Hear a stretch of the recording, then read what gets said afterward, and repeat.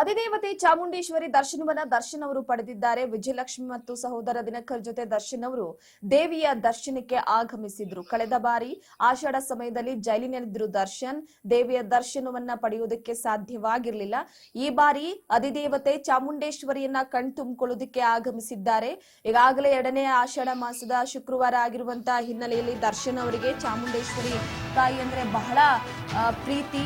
ಆ ಒಂದು ತಾಯಿಯ ಮೇಲೆ ಇಟ್ಟಿರುವಂತಹ ನಂಬಿಕೆ. ದರ್ಶನ್ ಅವರು ಜೈಲಿನಿಂದ ರಿಲೀಸ್ ಆದ ನಂತರ ಬಂದು ದರ್ಶನ ಪಡೆದಿದ್ದು ಚಾಮುಂಡೇಶ್ವರಿ ತಾಯಿಯನ್ನೇ. ಸೊ ಹಾಗಾಗಿ ಈ ಬಾರಿ ಆಷಾಢ ಮಾಸ ಬಹಳ ವಿಜೃಂಭಣೆಯಿಂದ ದೇವಿಯ ಅಲಂಕಾರವನ್ನ ಮಾಡಲಾಗಿದೆ. ಇಡೀ ದೇವಸ್ಥಾನ ಮಧುಬನಗಿತ್ತಿ ಹಾಗೆ ಶೃಂಗಾರ ಆಗಿರುವಂತದ್ದು. ಪ್ರತಿ ವರ್ಷವೂ ಕೂಡ ಆಷಾಢ ಮಾಸದಲ್ಲಿ ದರ್ಶನ್ ಅವರು ಆಗಮಿಸ್ತಾರೆ. ಅಧಿದೇವತೆ ಚಾಮುಂಡೇಶ್ವರಿಯ ದರ್ಶನ್ ಅವರು ಪಡೀತಾರೆ. ಸೊ ಈ ಬಾರಿಯೂ ಕೂಡ ತಮ್ಮ ಪತ್ನಿ ವಿಜಯಲಕ್ಷ್ಮಿ, ಸಹೋದರ ದಿನಕರ್ ಜೊತೆ ಆಗಮಿಸಿ ತಾಯಿ ಚಾಮುಂಡೇಶ್ವರಿಯ ದರ್ಶನವನ್ನ ಪಡೆದಿರುವಂತದ್ದು. ಮೈಸೂರು ಚಾಮುಂಡೇಶ್ವರಿ ದೇವಾಲಯದಲ್ಲಿ ಬಹಳ ತುಂಬಾನೇ ವಿಶೇಷ ಇದು ಏನು ಆಷಾಢ ಮಾಸದ ಸಂಭ್ರಮ. ಎಲ್ಲೋ ಒಂದು ಕಡೆ ತಾಯಿ ಚಾಮುಂಡೇಶ್ವರಿಯ ಪೂಜೆ ಪುನಸ್ಕಾರ ಅಂತಂದ್ರೆ ಸಾಕಷ್ಟು ಜನ ನೂಕು ನುಗ್ಗಲ್ಲಿ ಉಂಟಾಗ್ತಾರೆ. ಸೊ ಹಾಗಾಗಿ ಈ ಬಾರಿಯ ಆಷಾಢಕ್ಕೆ ಲಕ್ಷಾಂತರ ಮಂದಿ ಭಕ್ತರು ಆಗಮಿಸ್ತಾ ಇರುವಂತದ್ದು. ಬೆಳಗ್ಗೆ 3:30ಯಿಂದಲೇ ಅಭಿಷೇಕಗಳು ಆರಂಭ ಆಗಿದೆ. ಗಮನಿಸ್ತಾ ಇರ್ಬೋದು ನೀವು. ದರ್ಶನ್ ಅವರನ್ನ ಕರೆದುಕೊಂಡು ಹೋಗೋದಕ್ಕೆ ಹಾಗೆ ನೂಕು ನುಗ್ಗಲು ಉಂಟಾಗಿದೆ. ಮೊದಲೇ ದರ್ಶನ್ ಅವರು ಅಂತಂದ್ರೆ ಒಂದು ಫ್ಯಾನ್ ಕ್ರೇಜ್ ಇದೆ. ಅದರಲ್ಲೂ ಕೂಡ ಇತ್ತೀಚೆಗಂತೂ ಅವರು ಅರೆಸ್ಟ್ ಆಗಿ ಜೈಲಿಗೆ ಹೋಗಿ ಬಂದ ನಂತರ ಅವ್ರ ಮೇಲಿದ್ದಂತ ಅಭಿಮಾನ ಕೂಡ ಸ್ವಲ್ಪ ಕಮ್ಮಿ ಆಗಿದೆ ಅಂತಂದ್ರೆ ಅದು ಕೂಡ ಇಲ್ಲ. ಸಾಕಷ್ಟು ಜನ ದರ್ಶನ್ ಅಭಿಮಾನಿಗಳು ನೋಡಿ ಅಲ್ಲಿ ನೂಕು ನುಗ್ಗಲು ಉಂಟಾಗಿದ್ರು ಕೂಡ ದರ್ಶನ್ ಅವರನ್ನ ಕರೆದುಕೊಂಡು ಹೋಗಕ್ಕೆ ಹರಸಾಹಸ ಪಡುವಂತ ಪರಿಸ್ಥಿತಿ. ಸೊ ಹಾಗಾಗಿ ಈಗ ದರ್ಶನ್ ಅವರನ್ನ ನೇರವಾಗಿ ದೇವಸ್ಥಾನಕ್ಕೆ ತೆರಳಿ ಅಲ್ಲಿ ದೇವಿಯ ದರ್ಶನವನ್ನ ಪಡೆದುಕೊಂಡಿರುವಂತದ್ದು.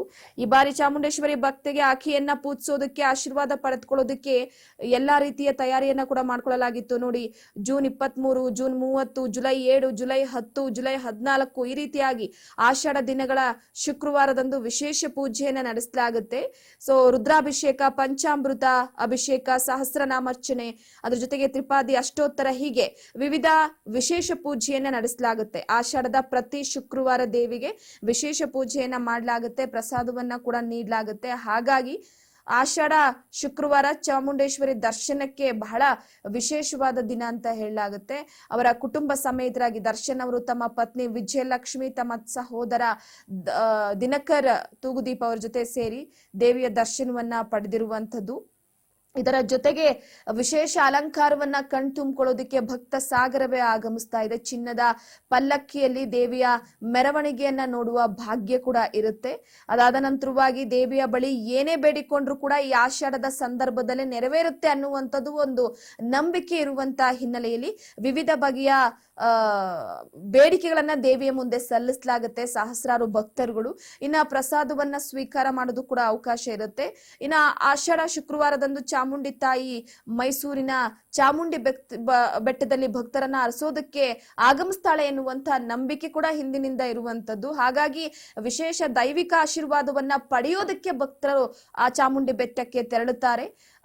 ಈ ಹಿನ್ನೆಲೆಯಲ್ಲಿ ಮೈಸೂರು ಚಾಮುಂಡಿ ಬೆಟ್ಟವನ್ನ ತೆರಳೋದಕ್ಕೆ ಸಾಕಷ್ಟು ಜನ ಮೆಟ್ಟಿಲುಗಳ ಮುಖಾಂತರವಾಗಿ ಬರ್ತಾರೆ. ಮೆಟ್ಲ ಹತ್ತೋದಕ್ಕೆ ಸಾಧ್ಯ ಆಗಲ್ಲ ಅಂದ್ರೆ ಬಸ್ಗಳ ಮುಖಾಂತರವಾಗಿ ನೇರವಾಗಿ ದೇವಸ್ಥಾನದ ಬಳಿಯೇ ಹೋಗುವಂತದ್ದು. ಸುಮಾರು 12ನೇ ಶತಮಾನದಲ್ಲಿ ಹೊಯ್ಸಳರ ದೊರೆ ನಿರ್ಮಿಸಿದಂತಹ ದೇವಸ್ಥಾನ. ಅದಾದ ನಂತರವಾಗಿ 17ನೇ ಶತಮಾನಕ್ಕೆ ವಿಜಯನಗರ ಅರಸರು ನಿರ್ಮಿಸಿದ್ರು ಆ ಒಂದು ಗೋಪುರವನ್ನ ಅನ್ನುವಂತ ಹೇಳಿಕೆ ಇದೆ. ಸೊ ಅಲ್ಲಿಂದ ಇಲ್ಲಿವರೆಗೂ ಕೂಡ ಪ್ರತಿ ಬಾರಿಯೂ ಕೂಡ ಚಾಮುಂಡೇಶ್ವರಿ ತಾಯಿಯನ್ನ ಸಾಕಷ್ಟು ಜನ ಕಣ್ತುಂಬಿಕೊಳ್ಳೋದಕ್ಕೆ ತೆರಳುತ್ತಾರೆ. ಹಾಗಾಗಿ ಎಲ್ಲೋ ಒಂದು ಕಡೆ ದಂಪತಿ ಸಮೇತ ದರ್ಶನ್ ಅವರು ಆಗಮಿಸಿ ತಾಯಿಯ ಆಶೀರ್ವಾದವನ್ನ ಪಡೆದುಕೊಂಡಿದ್ದಾರೆ.